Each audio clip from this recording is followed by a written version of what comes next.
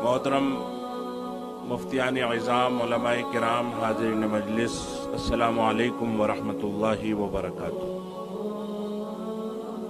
आज हम तमाम लोगों के लिए ये खुशी की शाम है कि हज़रत मौलाना खलीलुर रहमान सज्जाद नोमानी साहब मद्दज़िल्लुहुल आली आज दिन भर से भोपाल में मौजूद हैं और अब बहुत करीबी वक्त में तशरीफ़ लाने वाले हैं।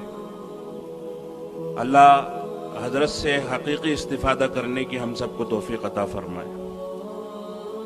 और हजरत की फ़िक्र भी आजकल के पस मंज़र में जो माहौल हमें नज़र आ रहा है वो ये है कि हम अपने बच्चों की तरबियत इस अंदाज में करें कि वो ज़िंदगी भर किसी दूसरे फितने अग़यार के फितने में मुब्तला ना हो। और उसके लिए ज़रूरी ये है कि हम सब हकीकी माना में अपने नबी हज़रत मोहम्मद मुस्तफ़ा सल्लल्लाहु अलैहि वसल्लम की तमाम सुन्नतों पर अमल करें। हम सब जानते हैं कि ये दुनिया नापाक है और कुरान और हदीस में इशारतन और सराहतन इस दुनिया को गंदा कहा गया है। कहीं मकड़ी का जाला, कहीं मच्छर का पर, कहीं मरा हुआ सड़ा हुआ मुर्दार बकरी का बच्चा। अब ऐसी गंदी दुनिया में अल्लाह का नबी आए और सबसे महबूब नबी भी आए और 63 साल तक अगर आप यहाँ पे रुकें तो इसका कोई मकसद है। कोई जगह गंदी हो, फसाद की जगह हो, गली में कीचड़ हो, हम अपने बच्चे को नहीं भेजते और अल्लाह अपने सबसे महबूब बंदे को इतने लंबे अरसे के लिए इस दुनिया में भेज रहा है। तो इसका मकसद ये है कि जो नबी का उसवा है, जो कुदवा है, जो नमूना है, बचपन से लेकर आपकी इस दुनिया से जाने तक हम उस पर गौर करें। पैदाइश से लेकर मौत तक, पैर के नाखून से सर के बालों तक, पैर की चप्पलों से सर के अमामों और टोपियों तक पक्के मोहम्मदी बने तो हम कामयाब हों।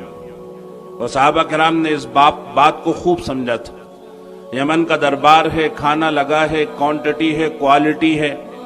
और एक सहाबी रसूल के हाथ से निवाला छूटकर गिर गया और वो सुन्नत रसूल सल्लल्लाहु अलैहि वसल्लम के मुताबिक उसे उठाकर साफ करके खाने लगे। किसी ने कोनी मारी, मतलब ये था कि यहाँ वज़ारा हैं, हुक्मा हैं, रुअसा हैं, शहजादे हैं, शाही दरबार है, शाही दस्तरखान है, रंगारंग खाने हैं और फिर तुम एक निवाला गिर गया तो उसको साफ करके खा रहे हो।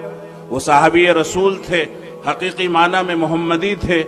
उन्होंने खड़े होकर ये ऐलान किया और गुस्से में कहा, सवाल किया, अतरुकु सुन्नत हबीबी लिहाउलाइल हुमका, क्या मैं अपने हबीब मोहम्मद मुस्तफ़ा सल्लल्लाहु अलैहि वसल्लम की सुन्नत को इन बेवकूफ़ों की वजह से छोड़ दूं? और आज हमारे बच्चे हमारे मुआशरे में, मैं सबका नहीं कहता, लेकिन बाज़ मुसलमानों का ये हाल है कि अगर तकरीबात हों और खाने के मौक़े हों तो अल्लाह के रसूल सल्लल्लाहु अलैहि वसल्लम की सुन्नत को बालाए ताक रख दिया जाता है। बच्चे अपनी आंखों से आज इस मंजर को देख रहे हैं कि मुसलमान डीजे की थाप पे थिरक रहा है और अल्लाह के रसूल की सुन्नत के सीने पे चढ़ के मुर्गे की टांगें नोच रहा है। तो वो कैसे जिंदगी भर मुसलमान बनेगा और मोहम्मदी बनेगा? बैतुल मक़दिस फतह हो गया और वहां के बाशिंदों ने और वहां के पुराने हुक्मा ने ये शर्त रखी कि हम इसकी चाबी तुम्हारे खलीफा के हाथ में देंगे। खलीफा वक्त हजरत उमर रज़ी अल्लाह अन्हु इस शान से आए कि 1 मील तक गुलाम लगाम पकड़ता था और आप सवार होते थे, और 1 मील तक आप लगाम पकड़ते थे और गुलाम सवार होता था। कपड़ों में पैबंद लगे हैं, पुराने बोसीदा कपड़े हैं।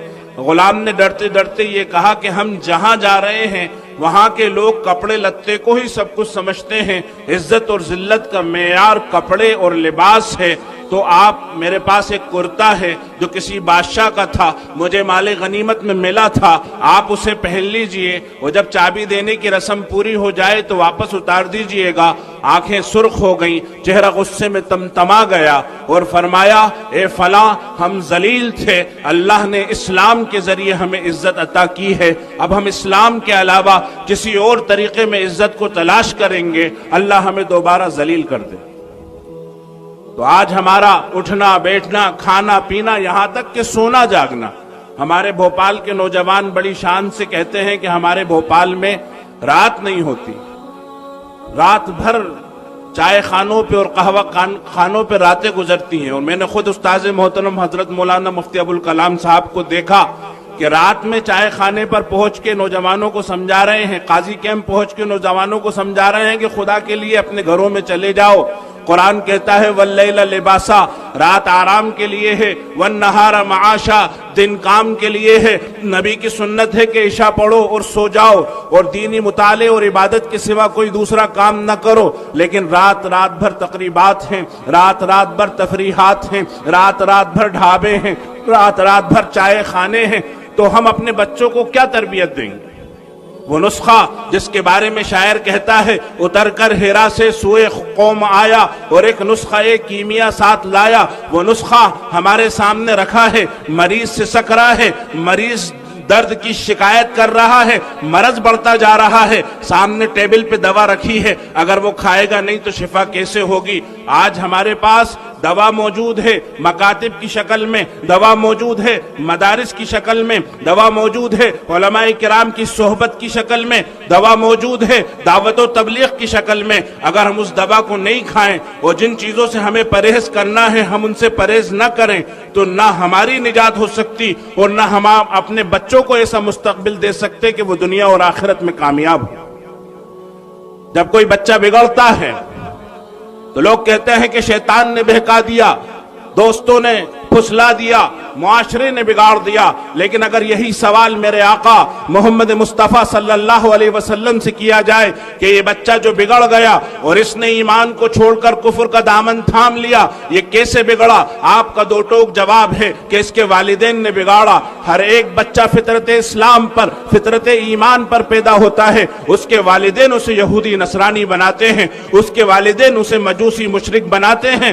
تو پہلا الزام میرے آقا نے ماں باپ پر دیا ہے۔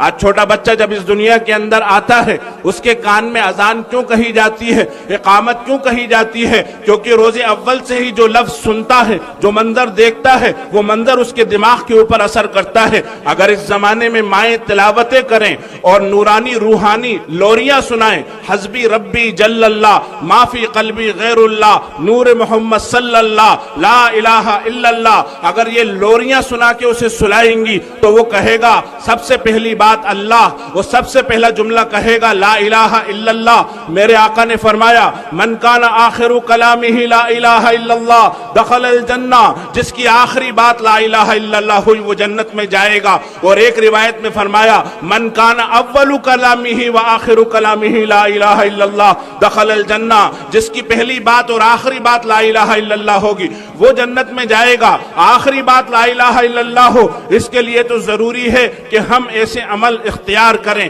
ایسا اخلاق اختیار کریں، ایسی زندگی جئیں کہ مرتے وقت زبان پہ کلمہ ہو، لیکن پہلی بات لا الہ الا اللہ ہو۔ اس کے ذمہ دار ماں باپ ہیں۔ اس زمانے میں بچہ اگر میوزک سنے گا، فلمی ڈائلاگ سنے گا، ڈانس اور ناچ گانے دیکھے گا تو وہ پھر سب سے پہلے تھرکے گا اور سب سے پہلے وہ غیر اللہ کی باتیں کرے گا۔ اسی لیے اللہ کے نبی نے اہتمام سے فرمایا بچے 7 سال کے ہو جائیں انہیں نماز پڑھنے کا حکم کرو، 10 سال کے ہو جائیں نماز نہ پڑھنے پہ مارو۔ ایک طرف تو ہماری زندگی میں کوئی دعوت ان کے لیے نہیں ہے، عام طور پہ اکثر لوگوں کی زندگی میں بچوں کے لیے کوئی دعوت نہیں ہے، خود کا طرز عمل ایسا نہیں ہے، شادی بیاہ کا طریقہ ایسا نہیں ہے، اور دوسری طرف باطل کی دعوت موبائل کی شکل میں آج گھر گھر کے اندر داخل ہو گئی ہے۔